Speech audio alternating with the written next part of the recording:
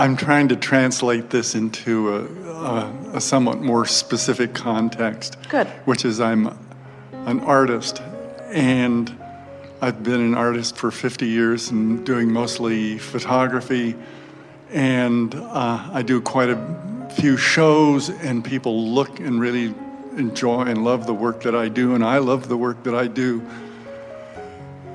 And it doesn't seem like the next step always happens, which is people love it enough to buy it. So I'm really puzzled by this, because they love it and I love it. But you so you said you made some statements, you affirmed some things. Yeah. I am an artist, you affirmed. And I do good work, you affirmed. And people like my work, you affirmed. And people don't buy my work, you affirmed. These things you know. Yeah. These things you know. You've known it and known it and known it and known it and known it. And so the key is, how do I know something more beneficial to me? And you would say, well, I would have to pretend it. I would have to make it up. I would have to imagine it because it isn't happening. Or at least I would have to stop noticing that it isn't happening. But if I do all these shows and people people are training me into my expectation. Really, I show up expectant and they don't buy it, and then I don't expect. They've trained me. They've trained me into my expectation, and we say, well, therein lies your problem. You can't let what is or others train you into your expectation. You use the power and focus of your own mind. You use the power and focus of your own emotions to claim a different vibrational place. So what does it feel like? Has anybody ever bought anything? Oh, yes.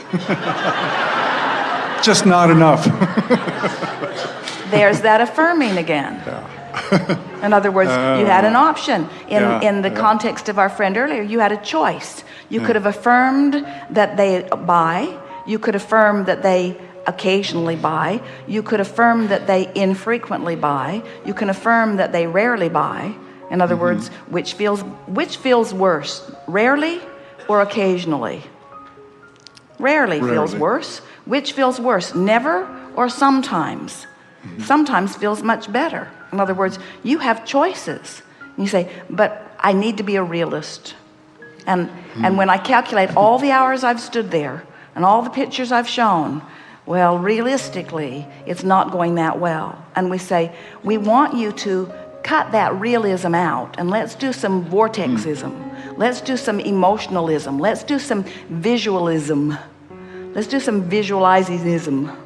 Let's do some offering the vibration for the sake of the vibration. Let's offer a vibration that lines us up with what we want rather than a vibration that lines us up with what we've got. Who is it that has convinced you so dramatically, not just you, but almost all of you, that you owe it to someone to tell it like it is? What is this obsession with affirming what is? We're here to help you uproot that obsession, because if you keep affirming what is, you can't budge from that spot. I'm really good, it doesn't sell. I'm really good, it doesn't sell. I'm really good, it doesn't sell. I'm really good, it doesn't sell. I'm really good, it doesn't sell. I'm really good, it doesn't sell. I'm really good, it doesn't sell. Someone walks up, don't bother, it doesn't sell, it doesn't sell, it doesn't sell, it doesn't sell, it doesn't sell. But I really like it. I know you do. A lot of people do. I'm really good, it doesn't sell. I'm really good, it doesn't sell. I'm really good, it doesn't sell. And you're not saying that with words, but you're broadcasting it. So there are people trying to make their way to your booth that have this incredible current that they're trying to buck. I wanted to go over there, but there's like a wind current. I can't get over there. Oh man, that looks quite good. Ooh, I think I would like that. I can't get to it. I can't get to it. I can't get to it. Please, I want you. I want you. We're not kidding. All kinds of people trying to make their way to what you have, but you've got this wind, this powerful wind. Go back, go back, go back, go back. Nobody ever buys anything here.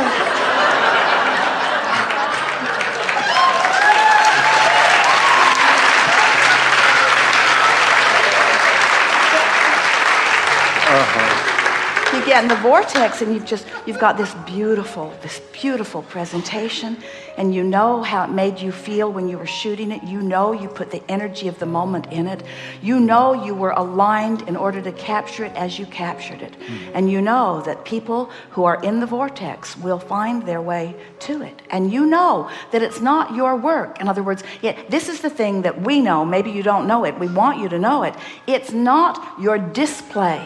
And it's not the presentation. It's the way you feel. You want to put yourself back in the moment. Stand next time next to your display and choose something that you adored while you were shooting it. Remember the moment. Remember, you know how you can be out there all day and there's a split second when everything's just right for that capturing. The light is just right. The clouds are just right. The sun is just right. The shadows are just right. The moment is just right. And because of your alignment with your intention, you were there in that moment and you got it and you knew it. You knew it before you even saw the result of what you got. You could feel it. Just like you sat here today and knew that you would be chosen, you felt the alignment of it. You know it. So pick your favorite, whatever that is, and make it big. Make it the biggest picture that you have ever displayed. And stand with that picture and reconstitute within yourself, reconjure that moment in time. Jerry Nestor, remember coming down the canyon near Sedona, Oak Creek Canyon, between Flagstaff and Sedona? It was October the 16th, and it was 2:32 in the afternoon, and they were coming down the canyon, and they had one of those cameraless moments. But it didn't matter because they captured it in the lens of their mind and their emotion. They could not believe the way the sunlight was channeling down that canyon and lighting up the trees in a way that they had never seen. They really get around. They are all over this nation, really all over this planet. They had never seen a moment in time. It was like the heavens opened and said, this is a moment just for you. The next 4 years, they rented buses, loaded everyone they cared about on the bus in Phoenix, and drove them to that spot on that day at that time, and never saw anything even close to it. Because it was a moment of alignment. It wasn't a moment in time.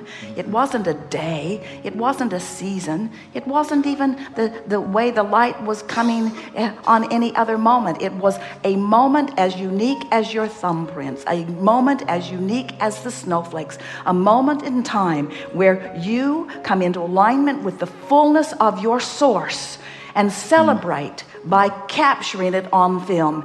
Everyone wants that picture. Everyone wants that picture. Everyone would like to feel like you felt when you captured that, you see. So all you have to do is remember that moment, remember that picture, remember that yielding of source to you, remember the appreciation that you feel for your life and your gift and your talent and your contraptions and your ability.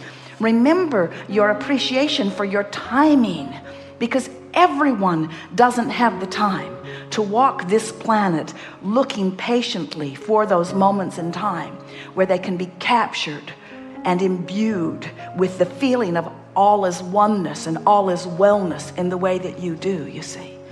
People want what you have captured, you see.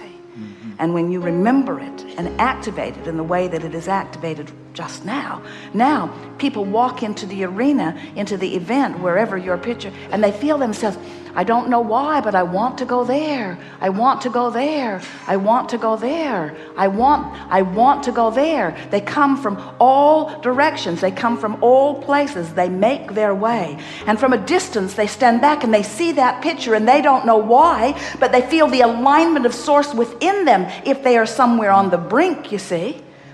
You have to be patient in the sense that the law of attraction will bring to you those who are in alignment with your picture. But the thing is, If you're in alignment with it, there it stands as a testament to your vibrational alignment. And when you stand there with it, radiating real-time vibrational alignment with it, your attraction power is multiplied by thousands, maybe by hundreds of thousands, you see.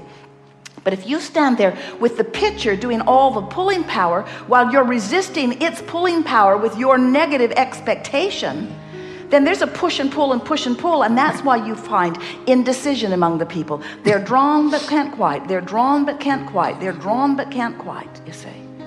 When you line up with what you've got, when you line up with what you had lined up with when you were lined up and you got that, there will be a current that you will be presenting that will call people who are on the brink of alignment right into alignment. And when they see it and feel it, they will weep with their desire to have it near them always.